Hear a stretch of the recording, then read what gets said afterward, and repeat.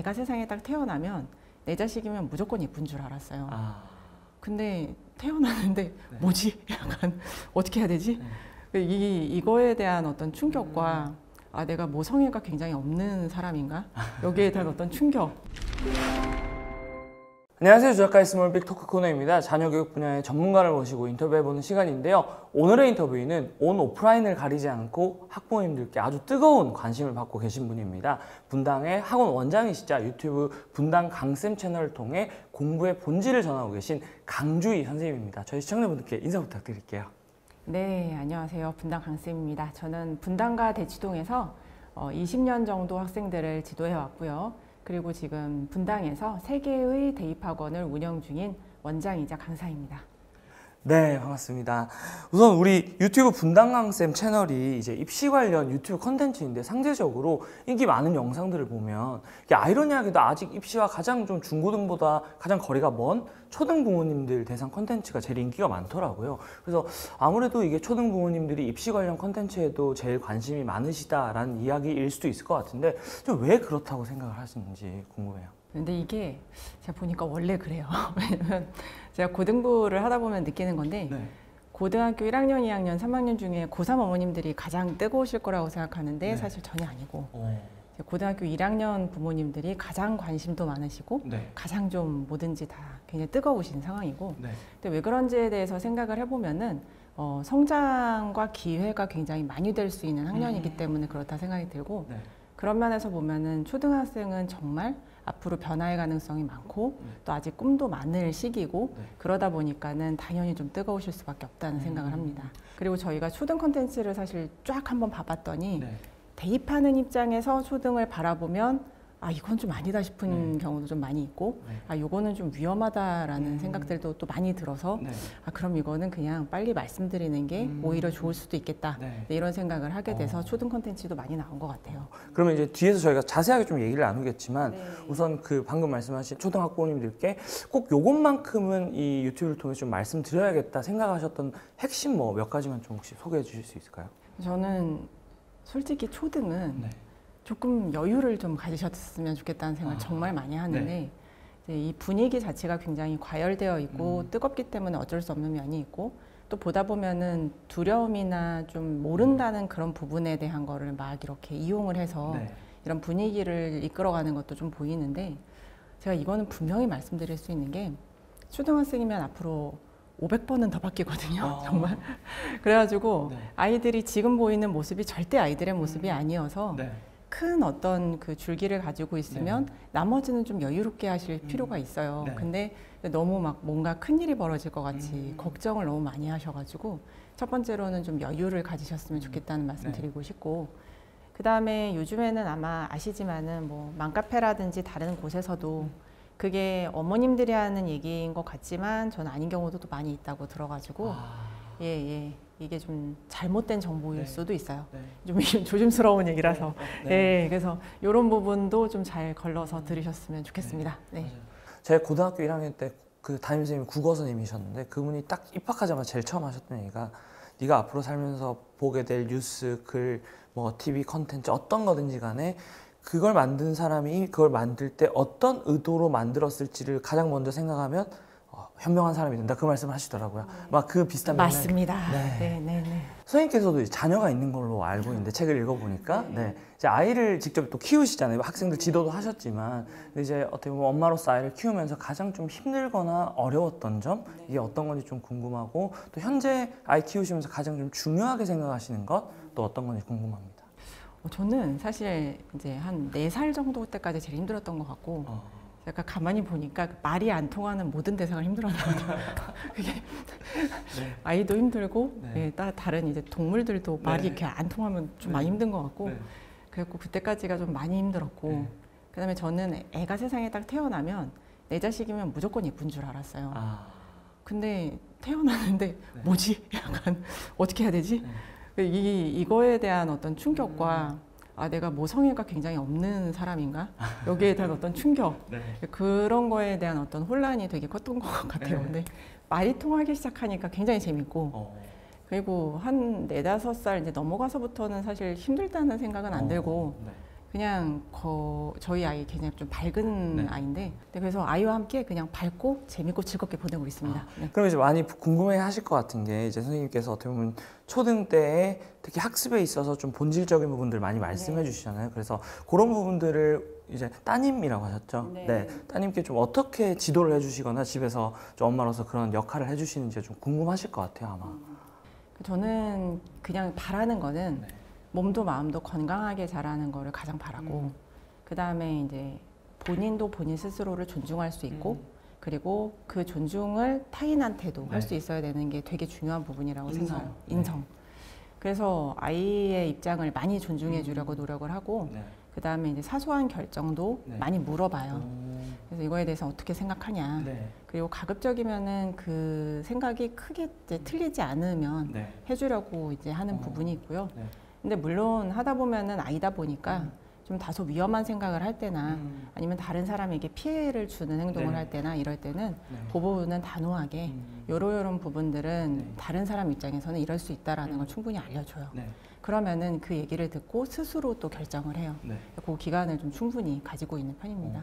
그럼 이제 보통 사실 말씀 주신 부분들 아마 다른 부모님들도 대부분 공감하실 거라고 생각하는데 결국 이제 어려운 게 이게 또 부모, 엄마, 아빠의 어떻게 보면 욕심과 어떤 기대나 또 엄마 아빠가 생각하는 속도와 아이가 받아들일 수 있는 속도가 이게 다르면서 거기서부터 좀 차이가 오면 사실 이게 어려움이 생기는 것 같아요. 혹시 그런 경험은 없으셨나요? 학습 같은 거에 있어서?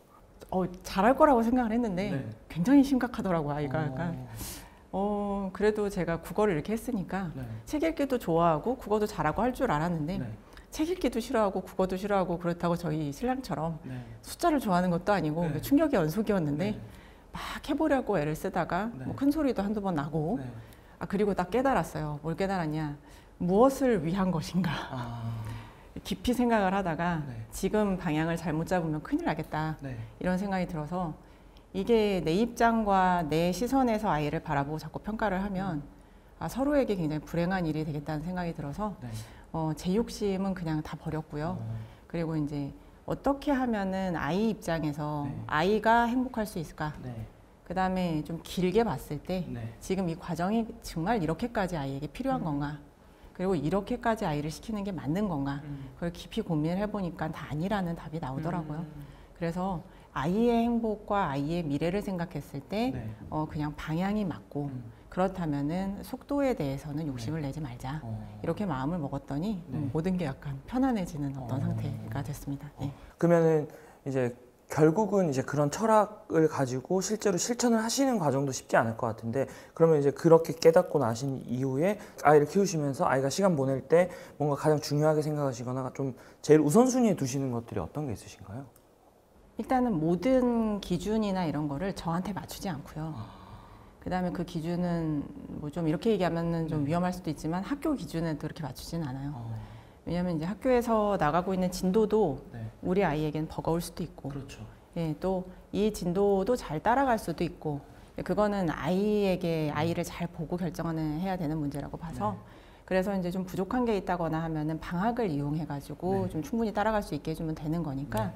당장 매일매일 하는 부분에 있어서 모든 것에 대해서 너무 욕심을 내지 않는 걸로 다 맞춰가고 있습니다. 엄마 나는 어떤 학생이었지? 이렇게 했더니 갑자기 네가 그걸 몰라! 밥을 잘 먹으면 예쁜데 학부모 입장에서 보면은 아니 저 성적을 가지고 밥을 먹나. 그러면 이제 반대로 선생님의 학창 시절도 좀 궁금한데요. 또 굉장히 또 학부모님 사이에서 인기를 많이 얻고 계시니까 아마 다들 궁금해하실 것 같아요. 그래서 선생님은 좀 어떤 학생이셨는지 또 저희가 부모님들이 많이 보시는 채널이니까 좀 부모님은 어떤 분이셨는지 어떤 영향을 주셨는지 이런 것도 궁금하거든요. 제가 원래 제 얘기를 안 했었는데 거의 처음 드리는 것 같아요.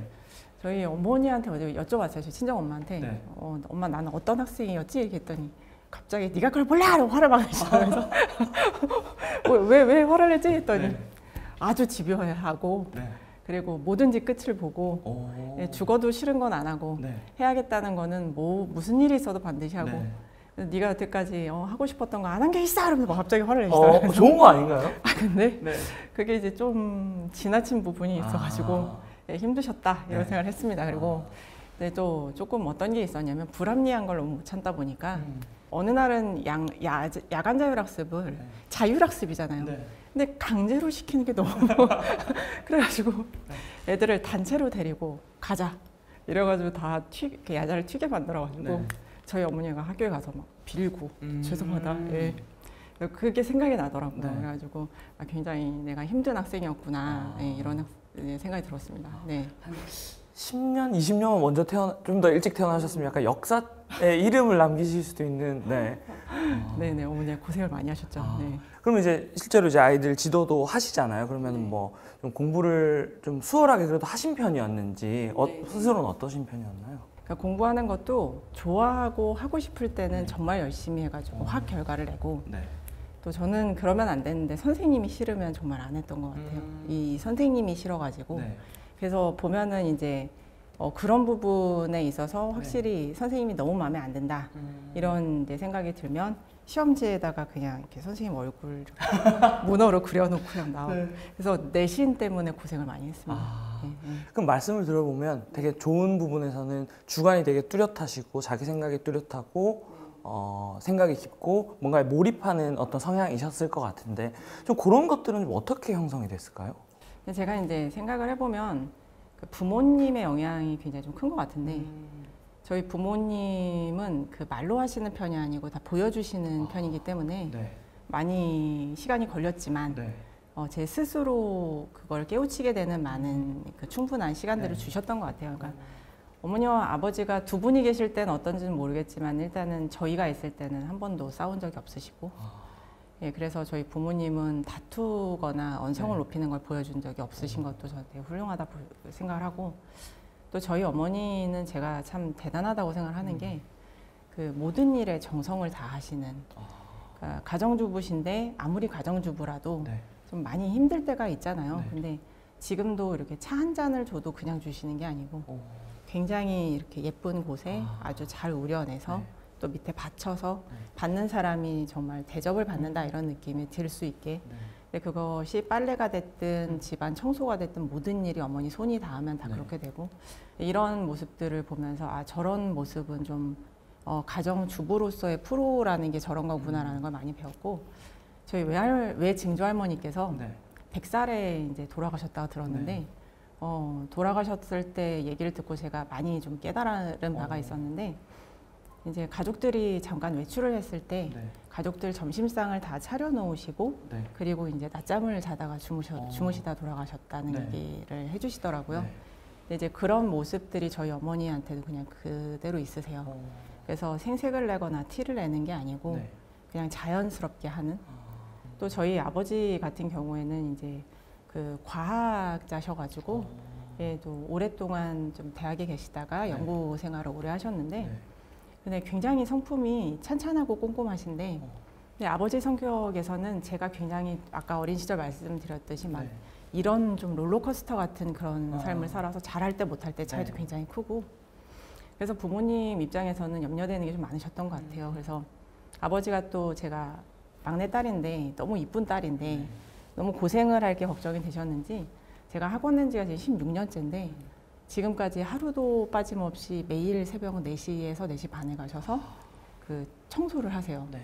근데 이제 그 청소하시는 분들이 따로 계신데도 네. 왜 청소를 하냐라고 여쭤봤더니 혹시라도 제가 놓치는 게 있을까봐 네.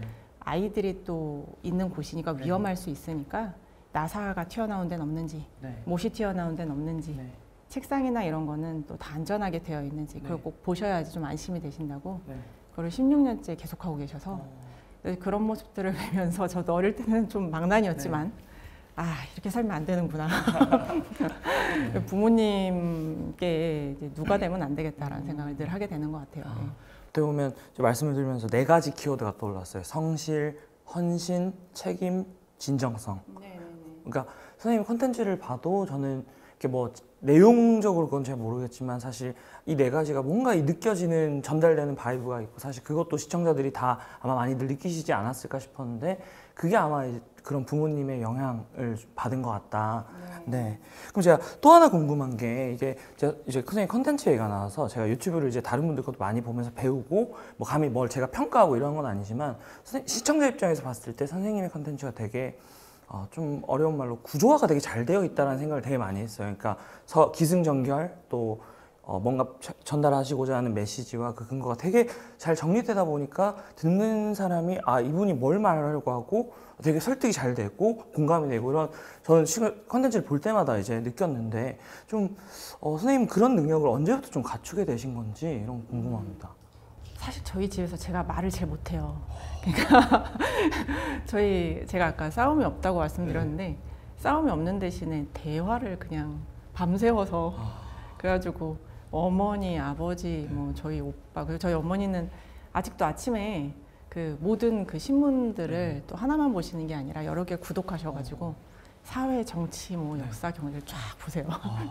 그래서 이제 저희 집에서는 하여튼 제가 가장 말을 못하고 상상이 잘 안 되는데 논리로 제가 굉장히 많이 밀리고 있고 그래서 아마 그 말싸움에서 지지 않기 위해 된 게 아닌가 이런 생각을 하고 그다음에 또 이제 이걸 보시는 분들께서 어쨌든 이해가 잘 되셔야 되니까 그냥 말을 하지는 않고 열심히 원고를 여러 번 쓰고 또 이 말들은 어렵겠다 쉽겠다 이거를 여러 번 확인을 해보는 과정도 있어요.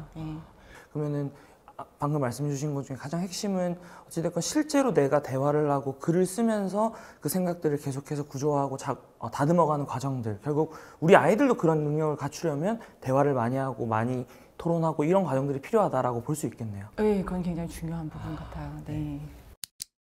그럼 이제 다시 책 얘기를 좀 잠깐 해보면 내용 중에서 이제 부모에서 학부모로 인식의 전환이 필요하다라는 내용이 되게 인상 깊었거든요. 이게 좀 어떤 의미인지 좀 더 구체적으로 얘기해 주실 수 있을까요? 제가 이렇게 대한민국이라는 곳을 딱 생각을 해서 보니까 대한민국에서 학부모는 다른 나라랑은 조금 다르게 결국에는 처음에는 어떻게 시작을 했든 대입으로 이제 귀결이 되죠.